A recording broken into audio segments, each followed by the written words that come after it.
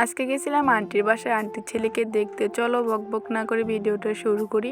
আসসালামু আলাইকুম। এই তো আমি রেডি সেডি হয়ে আছি আর এখানে সবাই মিলে যাইতেছিলাম, আন্টি, আপু, ভাবি।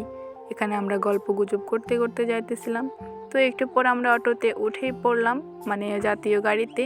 অটোতে উঠে আমার নিজেরই ভিডিও করলাম, কি আর করব। আর এইটা হচ্ছে আমাদের বাজার। আর আমার বাসা থেকে আন্টির বাসা যাইতে বেশি একটা সময় লাগে না, 5 মিনিট। তো একটু পর আমরা এসে পড়লাম, অটো থেকে নামলাম, অটোওয়ালা মামাকে টাকা দিয়ে দিলাম। তো এই তো আমি আন্টির বাসায় এসেই পড়লাম এত তাড়াতাড়ি। সবাই বাসার দিকে যাইতেছিল, বাসার ভেতরে। তো ভেতরে এসেই দেখি এখানে রান্না চলতেছে। একটু পর আমরা সবাই মিলে রুমে চলে আসলাম।